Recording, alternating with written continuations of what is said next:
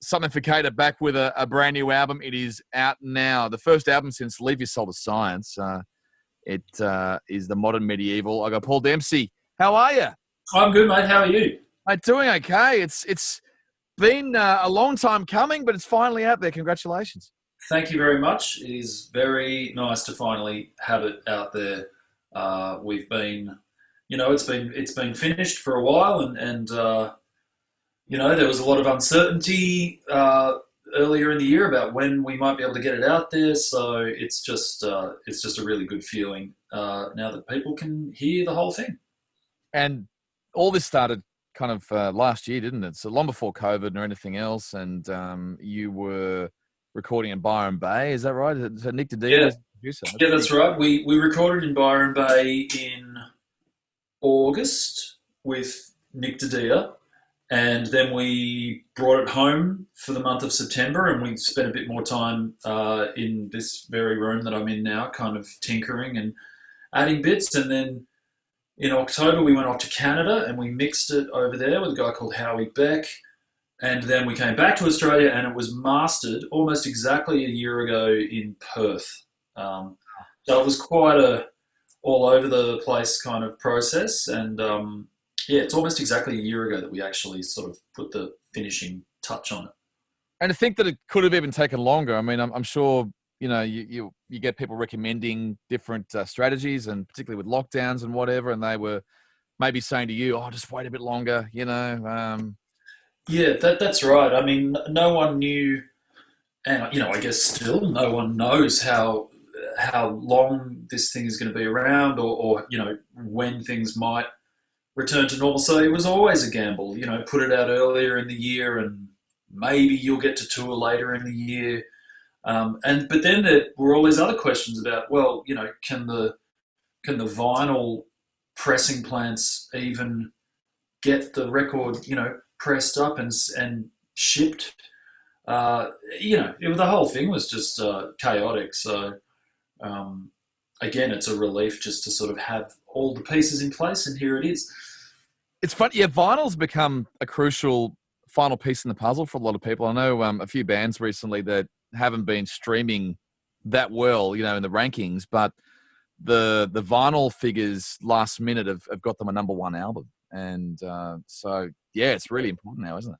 Well, yeah, but I also just think for our specific audience, our audience seem to be really keen on collecting every part of the catalogue, and they seem to all be sort of completists in terms of making sure they have a physical copy. And we also, I mean, Steph does our album artwork, and she puts a lot into that, and I think that's also a really important part of it. I think it's really nice if you can listen to the record whilst looking at the artwork that Steph's created.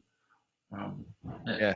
I love that. And it's when you think back to, when you're a teenager and some of the albums, you always remember the artwork. You remember the notes and, the illustrations and I mean, so I love how there's still an art form, and it's still a major part of releasing music in 2020. Who would have thought?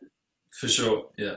I'm really glad that people are, embracing vinyl as much as they are, because, as I say, it is really part of the experience when you can, hold the cover in your hand and read all the. I always got really excited about reading every last detail, and even reading the thank yous. Like, who are they thanking? Like, it's so true. The other thing too is it was always for us as a band early on in our career, it's also how we chose the producers that we wanted to work with on our albums, because you'd hear a great sounding record and be like, oh wow, who recorded this or who mixed this? And you'd go straight to the credits and find out who did it and what studio they did it in. And unfortunately with the streaming platforms, you just don't get any of that information. So you hear a great record and it's like, well, I guess I'll try Googling it. And then there's nothing there either, because it's anyway, yeah. If only Shazam would do that. When you hold your phone up at the pub and you... yeah. Exactly. We need that. So you recorded it in Byron Bay. Is this Bernard and Pete Murray's sort of studio they're sharing? Is that the one? It's I think Pete Murray does have a studio of his own up there, but Yeah. he doesn't share with Bernard. This is Bernard co-owns this studio with Nick Didia, Right. the Yeah. producer who we worked with on this record, and Nick also produced a few Powderfinger records. So yeah, this Bernard and Nick's studio. It's called La Cueva, which is Spanish, I believe, for the cave.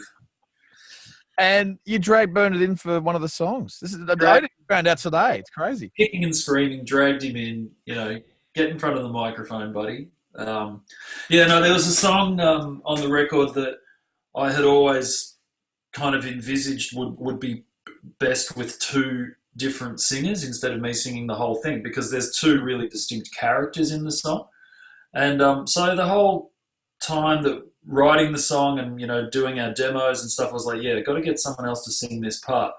And didn't kind of stupidly didn't even think about it until I was like driving to the studio, that like, well, Bernard's right there, and like can't believe it didn't occur to me earlier. And it works really well because in the song it's like the parts I sing are this kind of ranting, paranoid, crazy guy.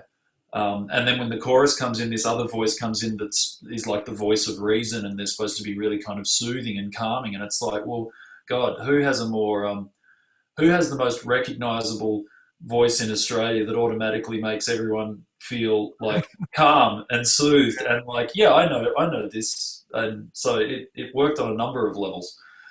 So damn true. Now I want to talk about the Situation Room clip because I remember watching it for the first time months ago. So this would have been back in April or May, and I'm like, are they in LA?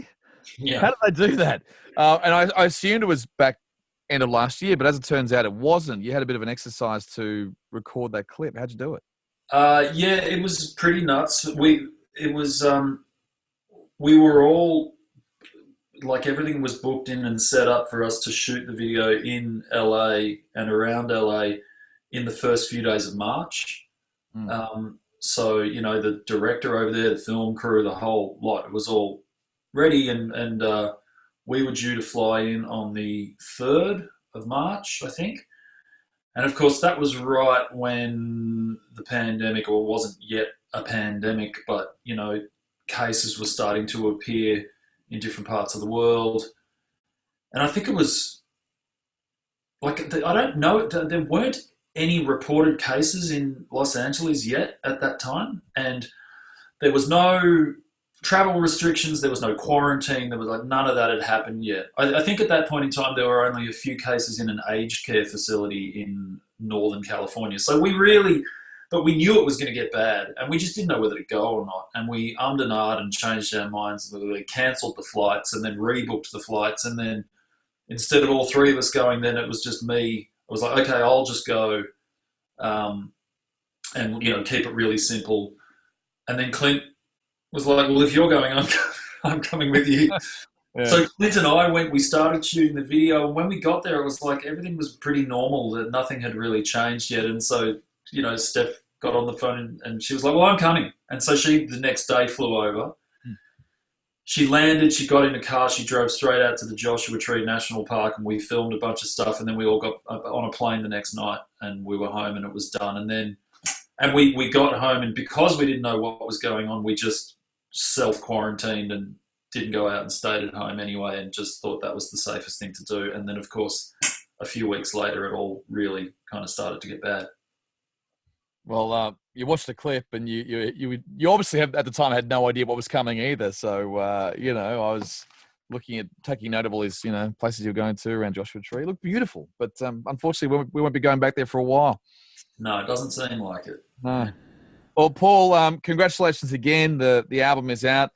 The Modern Medieval from Something for Kate, and go and get it now and get the vinyl as well. Paul Dempsey, great to catch up with you. Yeah, likewise.